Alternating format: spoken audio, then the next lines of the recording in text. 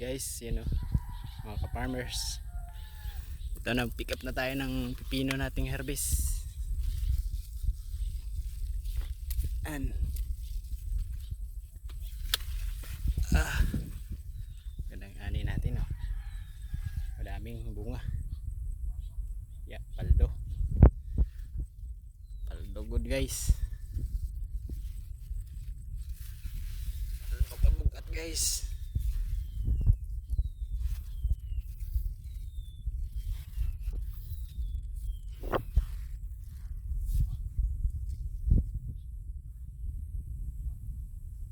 So yun guys, unang hakot natin guys. Yan nakadami o. Maghakot pa tayo dun guys ng pipino. Mga hats o. Hastang lamiag sa bawo. Hats. Sitawan ko dito guys. Tayo daan. Sitawan guys. Nanganap na po guys o. Guys. Yan dito guys. Hakot na guys.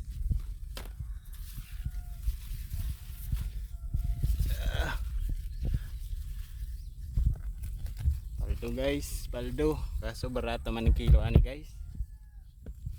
Ano na lang yata guys. 50, 45. Yung kilo nito guys. Paldo sana kung tag 70, 60 ang kilo nito guys. Pipino. Sa inyo yan guys.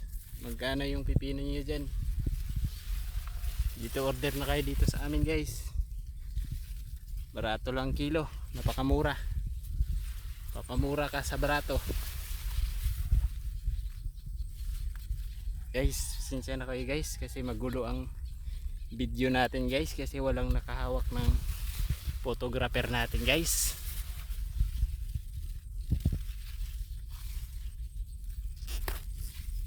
At ako lang guys, nahihirapan ako guys. Yun guys, puno nating basit guys. Meron pa dito ang hakutin. Ito. Saka meron ding niya dito guys. Punta ron. Ayan na lang guys. Pangalawang hakot natin guys oh. Naghakot pa tayo guys. Guys oh. Pangatlong hakot natin guys. At pakalahati na yung ano natin, basket natin guys.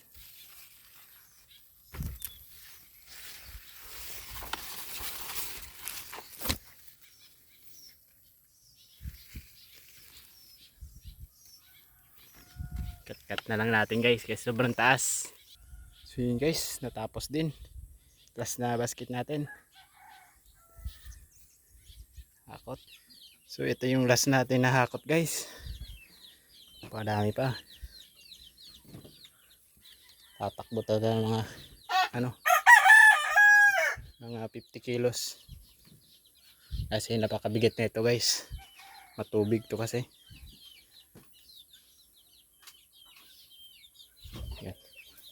Ano ko lang kasi titimbangin ko na. Abay timbangin na natin para malaman na kung gaano kadami.